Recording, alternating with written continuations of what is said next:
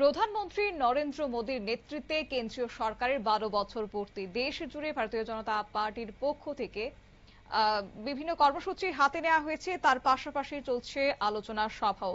বিকশিত ভারত শীর্ষক এক কনভেনশন আয়োজন করা হয়েছে আজ, এবং সেই কনভেনশনের প্রধান বক্তা হিসেবে উপস্থিত ছিলেন রাজ্যের পর্যটন এবং খাদ্য মন্ত্রী সুশান্ত চৌধুরী। কি বললেন এদিন তিনি, শোনাবো। প্রধানমন্ত্রী হলেন, ধীরে ধীরে ধীরে ধীরে ধীরে ধীরে ত্রিপুরা রাজ্যেরও আকাশ বাতাসে একটাই জিনিস ধ্বনিত হলো, কি? পরিবর্তন চাই, পরিবর্তন চাই, পরিবর্তন চাই।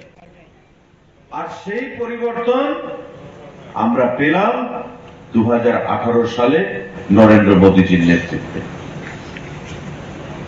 কেউ দ্বিতীয় কোনো চিন্তাই করেনি যে পদ্মফুল প্রার্থী, পদ্মফুলকে ভোট দিতে হবে। এবার যেমন পশ্চিমবাংলায়, আমিও ভবানীপুরের দায়িত্বে ছিলাম, মিমিদিও ছিলেন এক কোথাও, আপনারা হয়তো এখানে অনেকেই আছেন পশ্চিমবাংলায় কাজ করেছেন। মানুষ কি বলছে?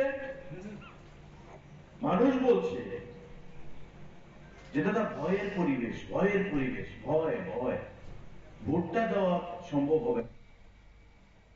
অর্থাৎ প্রধানমন্ত্রী নরেন্দ্র মোদীর নেতৃত্বে বিজেপি সরকারের 12 বছর পূর্তি শনিবার বিজেপি সিপাহীজলা জেলা দক্ষিণাংশের উদ্যোগে সোনামুড়া টাউন হলে আয়োজিত হয়েছে এই কনভেনশন।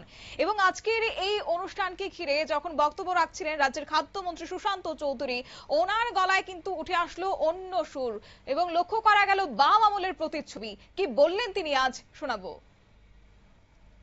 করেছে যে আমরা যাদের অন্যায়ভাবে বিপিএল কার্ড দেওয়া হয়েছে তাদেরগুলো বাদ দিয়ে আমরা আসল মানুষকে আমরা কার্ড দেব। আমি আপনাদের খাদ্যমন্ত্রী হিসাবে দায়িত্ব নিয়ে নেতৃত্বকে সাক্ষী রেখে বলে যাচ্ছি, আপনাদের যাদের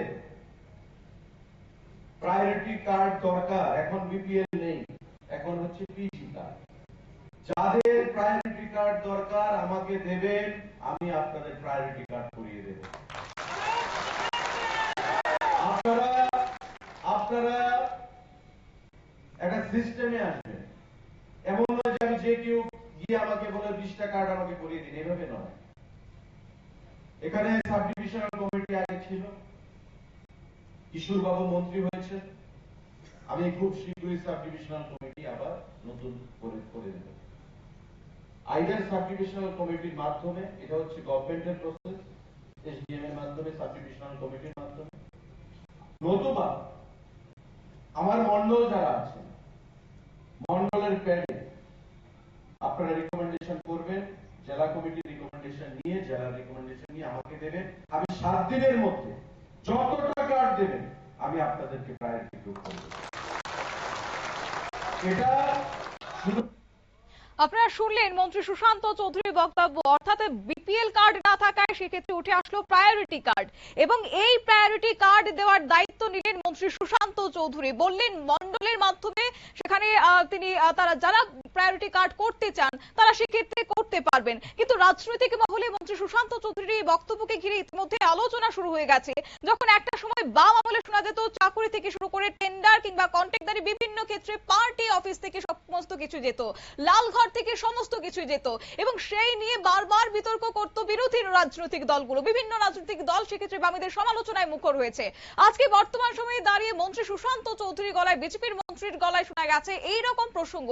তবে আজকে কি সেই সুশান্ত চৌধুরীও বামীদের পথে হাঁটতে শুরু করলেন, সেই নিয়ে কিন্তু এখন প্রশ্ন তুলে ধরেছে রাজ্যের রাজনৈতিক মহল। সংবাদ আপাতত এই পর্যন্তই। পরবর্তী আপডেটের জন্য চোখ রাখুন শুধুমাত্র নিউজ ভ্যানগার্ডের পর্দায়। নমস্কার।